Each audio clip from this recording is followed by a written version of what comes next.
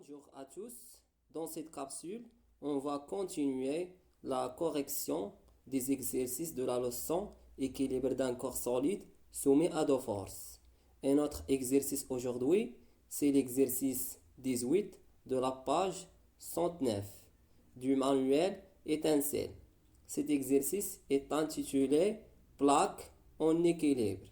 Alors, on commence par une lecture attentive de l'exercice.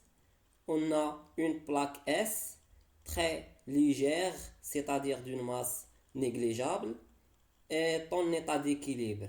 Voir la figure ci-dessous. Donc, on a la plaque S est soumise à deux forces. La force appliquée par le fil 1 de dynamomètre et la force appliquée ou exercée par le fil 2 à la droite de l'écran. Question 1. Détermine les caractéristiques de la force F1 exercée par le dynamomètre sur la plaque. 2. Représente la force F1 avec l'échelle 1 cm pour 1,5 N. 3. En appliquant la condition d'équilibre d'un corps soumis à deux forces, détermine les caractéristiques de la force F2 exercée par le fil 2 sur la plaque.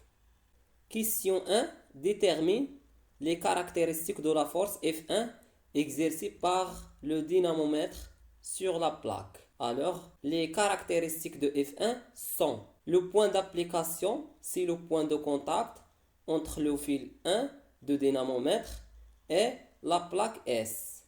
C'est un contact localisé dans ce point. La droite d'action, c'est la droite verticale qui est confondue avec le fil 1. Et le sens est de S vers le dynamomètre. Parce que le dynamomètre qui applique la force sur le corps S. Pour l'intensité, il doit noter la valeur de l'intensité indiquée par l'aiguille de dynamomètre en tenant compte du facteur multiplicatif qui est mentionné sur le dynamomètre. Donc, la valeur indiquée par le dynamomètre est égale à 30 et le facteur multiplicatif est égal à 0,1 newton. Alors, l'intensité de la force F1 est égale à 30 fois 0,1 newton, qui est égal à 3 newtons. Question 2. Représente la force F1 avec l'échelle 1 cm pour 1,5 newton. Donc, pour représenter la force F1 par un vecteur force F1, il doit connaître les caractéristiques de la force F1. Et chaque caractéristique est associée à une composante de vecteur force F1. Et aussi, il doit utiliser une échelle pour trouver la longueur de ce vecteur force. Puisqu'on a déjà déterminé les caractéristiques de la force F1, alors les composantes de vecteur force F1 sont l'origine, c'est le point de contact entre la plaque S et le fil 1. La direction, c'est la droite verticale comportant le point d'application, c'est-à-dire qui passe par le point d'application, et aussi parallèle avec la direction de la force. Le sens est de S vers le dynamomètre, parce que le fil de dynamomètre tire vers lui le solide S ou la plaque S. La longueur, on utilise l'échelle donnée 1 cm pour 1,5 newton. Et on applique la règle de proportionnalité. Si 1,5 newton est représenté par 1 cm, alors 3 newton est représenté par quelle longueur?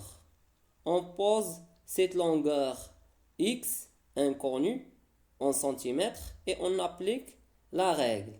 On trouve x en centimètres est égal à 3 newtons fois 1 cm, le tout divisé par 1,5 newton égale à 2 cm. Alors, la longueur de F1 est égale à 2 cm. Maintenant, on représente le vecteur force F1 en vert dans la figure comme vous voyez.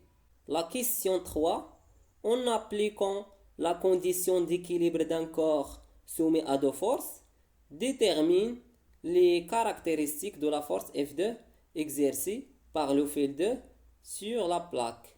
Alors, premièrement, je vais vous rappeler par la condition d'équilibre. Lorsqu'un solide est en équilibre sous l'action de deux forces, F1 et F2, ces deux forces ont la même droite d'action, entre parenthèses, même direction, et aussi ont des sens inverses ou opposés, et aussi ont la même intensité.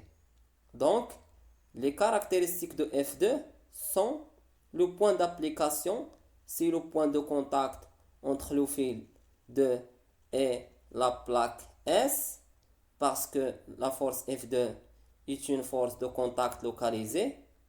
La droite d'action, c'est la droite verticale qui est confondue avec le fil 2 et le sens est de la plaque S vers le mur ou vers la droite. Et l'intensité F1 est égale à F2 est égale à 3 newtons. Et finalement, je vous remercie de votre attention et à bientôt.